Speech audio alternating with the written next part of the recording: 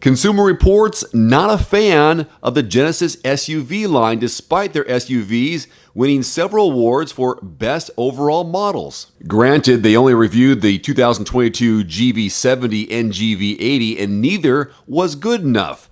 The luxury compact and midsize SUV segments are competitive, but it's still surprising that both models fell short. And there's a few reasons why. For example, the controls and rear visibility, according to CR, could be much better. They even went as far as calling the controls nightmarish, as they're confusing for the driver and take time to adjust. That's their take. Even worse, they hate the rear visibility.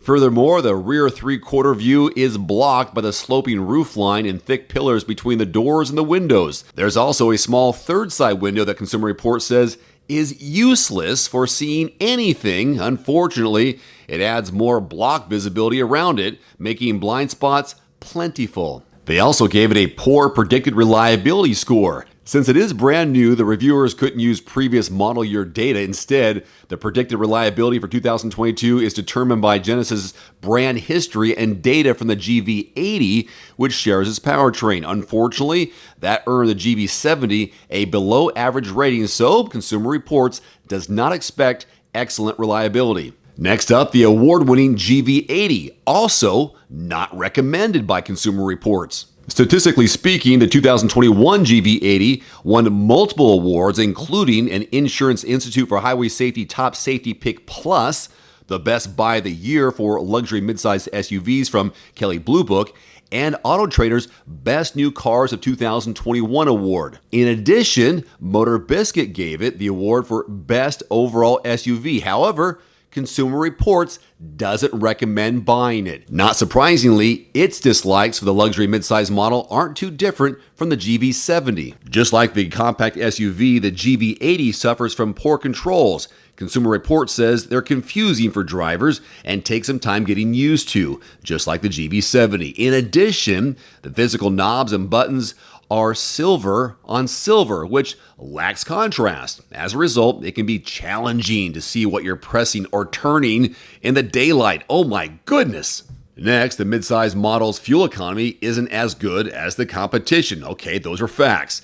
While top-ranked models like the 2022 BMW X5 average 23 miles per gallon combined, the GV80 only gets 18, so that's valid. And then Consumer Reports did some number crunching based on previous numbers, I assume, and did the annual fuel cost at around $3,800. And to top it off, the GV80 has even worse predicted reliability than the compact GV70. With only one previous model year, the GV80 suffered from drive system problems, electronic problems, and even some braking issues. Unfortunately, Consumer Reports doesn't expect the 2022 model year to improve very much in this department. Now, when looking at both vehicles side by side, the GV70 versus GV80, the GV70 starts at $41,000, whereas the GV80 starts at $48,900. When breaking down the performance of these two vehicles, the GV80 offers a choice of engines. You can choose between a 2.5-liter turbocharged inline four-cylinder or a 3.5-liter twin-turbocharged V6. Both engines pair with an 8-speed automatic transmission with shift-by-wire and paddle shifters for drivers who like to blip through gears themselves. The 2.5-liter engine produces 300 horsepower, 311 pound-feet of torque, while the twin-turbocharged V6 delivers a robust 375 horses, 391 pound-feet of torque on premium fuel. If you are undecided between the two, the GV80's 3.5-liter turbo V6 all-wheel drive gives you a choice of 5 or 7 seats, while the other GV80 trim configurations only offer 5 seats. The GV70 also comes with the same selection of powertrains. You can go between the 2.5-liter turbocharged inline four-cylinder that delivers also 300 horsepower or a 3.5-liter twin-turbocharged V6.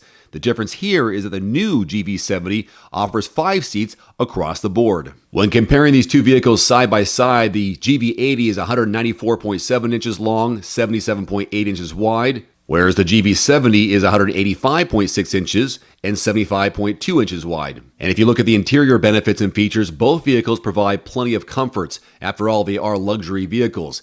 The GV80 comes standard with Apple CarPlay Android Auto integration, as well as a 14.5-inch touchscreen display with GPS navigation and Genesis connected services. The GV70 also has Apple CarPlay and Android Auto integration and the same 14.5-inch touchscreen display, but you'll have to settle for a 9-speaker audio system. A GPS with navigation, Genesis connected services, and Bluetooth hands-free phone system is also available on the GV70. Clearly, Genesis has come a long way since its inception, from being a wannabe luxury marquee to a proper premium brand. So let's set aside for a moment what Consumer Reports thinks. If you compare these two vehicles, the final verdict really boils down to your preference.